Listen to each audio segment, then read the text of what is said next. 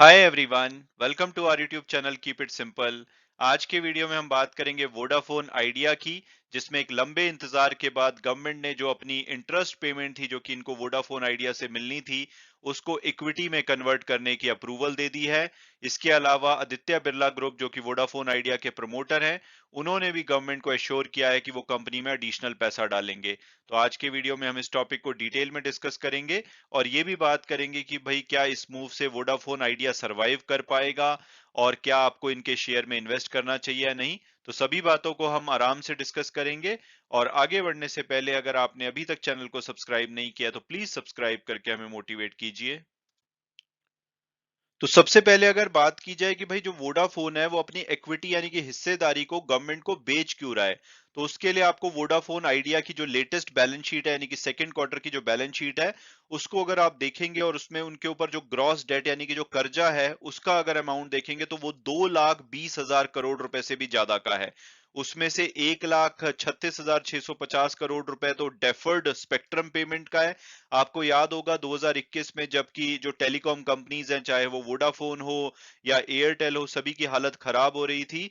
तो उस टाइम पे गवर्नमेंट एक टेलीकॉम पैकेज लेकर के आई थी जिसमें कि उन्होंने 4 साल का मॉरेटोरियम दिया था। यानी कि जो भी एजीआर इंस्टॉलमेंट और स्पेक्ट्रम इंस्टॉलमेंट की पेमेंट गवर्नमेंट को करनी थी टेलीकॉम कंपनीज ने, तो उनको ऑप्शंस दी गई थी कि भाई वो अक्टूबर 21 से सितंबर 2025 के बीच की जो इंस्टॉलमेंट है उसको डेफर कर सकते हैं यानी कि पोस्टपोन कर सकते हैं।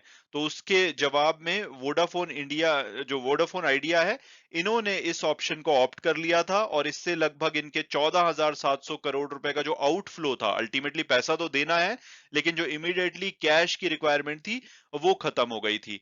तो ये जो डेफर्ड स्पेक्ट्रम पेमेंट है ये 1,36,650 रुपए है। इसकी जो अगली इंस्टॉलमेंट है ये तो सितंबर 2025 के बाद इनको पे करनी है। फिर एजीआर लायबिलिटी है 68,590 करोड़, इसको भी गवर्नमेंट ने पोस्टपोन कर दिया था यानी कि मॉरेटोरियम दे दिया था। तो ये भी अभी 2025 के बाद इनको पे करनी पड़ेगी। इसके अलावा डेट है इनके ऊपर बैंक और फाइनेंशियल इंस्टीट्यूट से, जैसे कि एसबीआई का है, आईडीएफसी फर्स्ट बैंक का है, तो वो लगभग 15,080 करोड़ रुपए है। तो इसकी जो इंटरेस्ट इनको लगातार एक्रू हो रहा है, तो लगभग 6,000 करोड़ रुपए का जो ये इंटरेस्ट है हर क्वार्टर में अक्रू कर रहे हैं। उसकी वजह से इनके जो लॉसेस हैं आप देखेंगे कि हर क्वार्टर में लगभग 7 से 7,500 करोड़ रुपए का इनको लॉस हो रहा है। और ऐसे में गवर्नमेंट ने शुरू में इनको एक ऑप्शन दी थी कि भाई अगर जो ये डेफर्ड स्पेक्ट्रम पेमेंट है यानी कि जो स्पेक्ट्रम की पेमेंट है और एजीआर की पेमेंट है, ये इसकी जो ओरिजिनल इंस्टॉलमेंट है ये तो 4 साल बाद पे करनी है, लेकिन जो इसका इंटरेस्ट होगा वो तो पे करना होगा। तो उस इंटरेस्ट को गवर्नमेंट ने बोला था कि भाई हम हो सकता है कि इक्विटी में कन्वर्ट कर लें। तो उस टाइम पे वोडाफोन आइडिया ने तो कहा था भैया हमारे पास पैसा नहीं है, आप फटाफट इक्विटी में कन्वर्ट कर लो। तो जनवरी 2022 में ही ऑलरेडी बात शुरू हो गई थी कि वोडाफोन आइडिया ने डिसाइड कर लिया था कि भाई हमारा जो भी इस स्पेक्ट्रम पेमेंट पे इंटरेस्ट बनता है डेफर करने की वजह से, उसकी नेट प्रेजेंट वैल्यू निकाल करके हम गवर्नमेंट को अपनी इक्विटी दे देंगे यानी कि अपनी हिस्सेदारी दे देंगे। और अब अगर बात की जाए लेटेस्ट डेवलपमेंट की, तो 13 महीने के लंबे इंतजार के बाद गवर्नमेंट ने फाइनली अग्री कर लिया है कि जो वोडाफोन आइडिया का एक्रूड इंटरेस्ट है डेफर्ड स्पेक्ट्रम पेमेंट पे लगभग 16,000 करोड़ रुपए का, उसको ये इक्विटी में कन्वर्ट कर लेंगे। यानी कि अब इनको ये पैसा कैश में नहीं देना होगा, उसके बदले में वोडाफोन आइडिया इनको 10 रुपए पर शेयर के हिसाब से नए शेयर इशू कर देगा। यानी कि कोई भी जो एग्जिस्टिंग शेयर होल्डर है वो अपनी शेयर होल्डिंग नहीं बेचेंगे, ये फ्रेश इक्विटी इशू की जाएगी।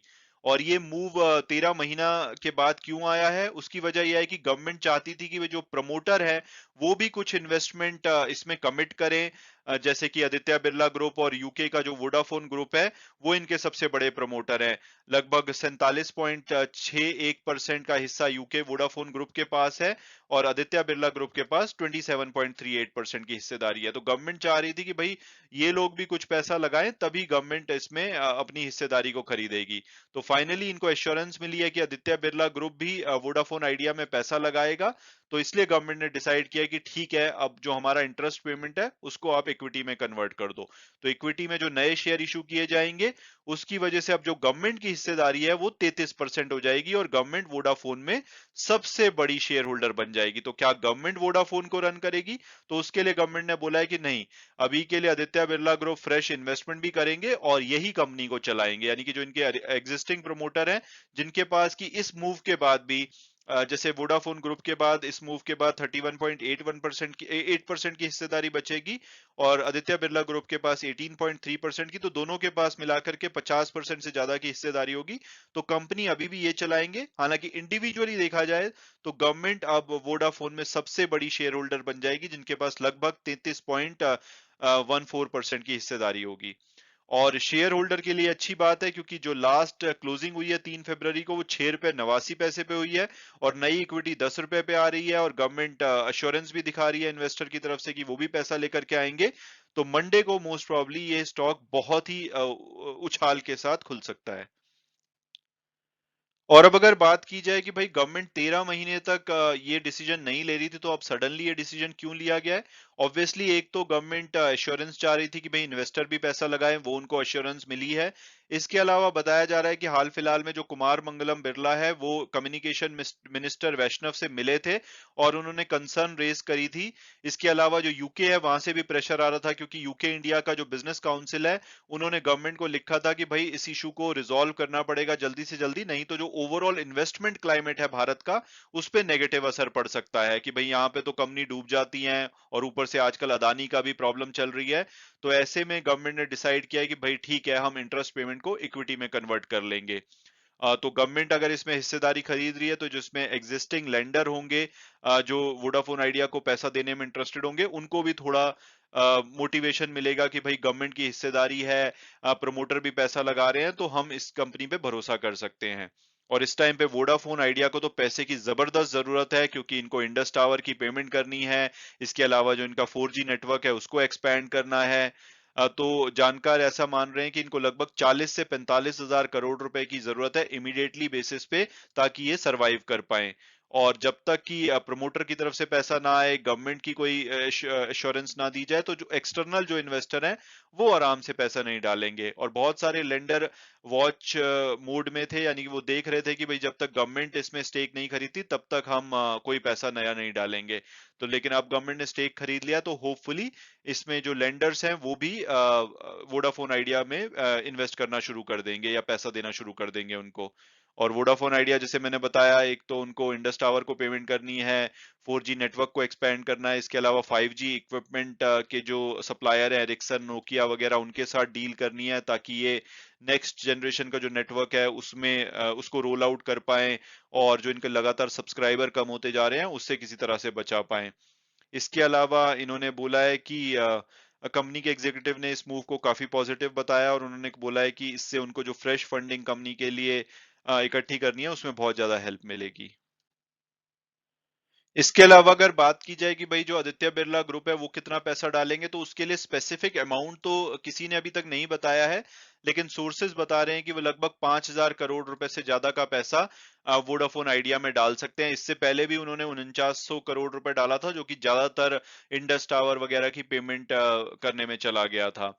और इसके अलावा वोडाफोन आइडिया अपने आप में भी 20,000 करोड़ रुपए मार्केट से इक्विटी या डेट की फॉर्म में रेज करने की कोशिश कर रहा है, लेकिन उन्होंने हमेशा ब्लेम किया है कि भाई जो इक्विटी कन्वर्जन है गवर्नमेंट का, ये डिले होता जा रहा है, इसकी वजह से इनको फंड रेजिंग में दिक्कत आ रही है। तो अब इनकी ये प्रॉब्लम दूर हो गई है, तो होपफुली ये फंड रेजिंग कर पाएंगे। इसके अलावा इनको जैसे Indus tower, ATC, Nokia, Ericsson और बैंकों को भी अर्जेंट पेमेंट करनी है, तो उसके लिए इनको पैसे की जबरदस्त जरूरत है। और उसके अलावा ऑब्वियसली इनको रिलायंस जियो और भारती एयरटेल जैसे जायंट से compete भी करना है। तो गवर्नमेंट ने क्लियर कर दिया है कि भाई उनकी कोई भी इच्छा नहीं है कि वो इसमें लार्जेस्ट शेयर होल्डर बन के कंपनी चलाएंगे। उन्होंने कहा है कि वो ऑब्वियसली चाहते हैं कि मार्केट में एटलीस्ट 3 प्लेयर रहें इतने इंपॉर्टेंट सेगमेंट में, ताकि हेल्दी कंपटीशन बना रहे। तो उसके लिए वो चाहते हैं कि जो इसके प्रमोटर हैं वो इसमें पैसा भी लगाएं और इस कंपनी को चलाएं भी सही। और अब अगर बात की जाए कि भाई क्या ऐसे में हमें वोडाफोन आइडिया का शेयर लेना चाहिए, तो मोस्ट प्रोबब्ली मंडे को तो इनका शेयर काफी भागना चाहिए, क्योंकि ये काफी पॉजिटिव न्यूज है, बहुत लंबे समय से अटकी हुई थी। तो अभी के लिए तो इनका शेयर एक बार के लिए 10 रुपए के आसपास भागना चाहिए। और अगर हम पास्ट परफॉर्मेंस देखें तो 3 साल में इन्होंने 28% की रिटर्न दी, हालांकि पिछले 1 साल में इनका जो शेयर है वो 40% से गिरा है। और अगर आप पिछले 1 वीक में देखोगे तो इनका शेयर 7% भागा है। तो हो सकता है कि जो न्यूज आई है उसकी कहीं ना कहीं अंदर खबर हो, इसकी वजह से इनके शेयर में ऑलरेडी थोड़ी बहुत बढ़ोतरी देखी गई है। इसके अलावा अगर टिकर टेप के प्रेडिक्टिव एनालिसिस को देखेंगे तो वो तो इसका एवरेज प्राइस 6 रुपए बताते हैं, हायर साइड पे 8 रुपए, लोअर साइड पे तो 1.5 रुपए। तो उनके हिसाब से तो ये आज की डेट में ओवर वैल्यूड है। लेकिन ये जो न्यूज है ये शायद टिकर टेप का भी जो एनालिसिस है उसको चेंज कर दे। इसके अलावा अगर कंपनी की बात की जाए तो एक small to mid cap company बोली जा सकती है। 22,000 करोड़ रुपए का मार्केट कैपिटलाइजेशन है, हालांकि नई इक्विटी आने से थोड़ा सा ये बढ़ेगा।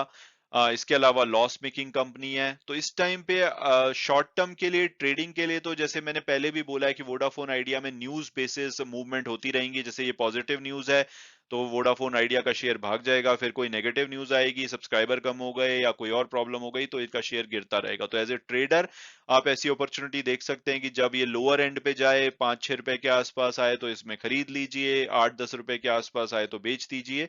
लेकिन अगर लॉन्ग टर्म की बात की जाए तो लॉन्ग टर्म में अगर आपको इस कंपनी में विश्वास दिखाना है तो इनको सबसे पहले जो अपने सब्सक्राइबर्स हैं, जो कि हर महीने कम हो रहे हैं, नवंबर का जो लेटेस्ट डेटा आया है नवंबर 2022 का, उसमें भी इनके 18 लाख से ज्यादा सब्सक्राइबर कम हुए हैं। और अब इनके जो ओवरऑल सब्सक्राइबर हैं 24 करोड़ 37 लाख के आसपास रह गए हैं, जो कि एक बार के लिए 30 करोड़ से भी ज्यादा होते थे। तो ये सब्सक्राइबर जब तक इनके कम नहीं होते, तब तक आप लॉन्ग टर्म के लिए तो इस कंपनी में भरोसा नहीं कर सकते। अगर आपको टेलीकॉम सेक्टर में रहना है तो ऑब्वियसली भारती एयरटेल और रिलायंस इंडस्ट्रीज आपके लिए बेटर ऑप्शन हो सकती हैं। हालांकि वीडियो क्लोज करने से पहले मैं हमेशा की तरह डिस्क्लेमर दूंगा कि जो भी व्यूज हैं वो मेरे पर्सनल हैं। अगर आप किसी भी शेयर में इन्वेस्ट करना चाहते हैं तो अपनी फर्दर रिसर्च के बेसिस पे ही कीजिए। Thanks so much for watching the video and God bless you all.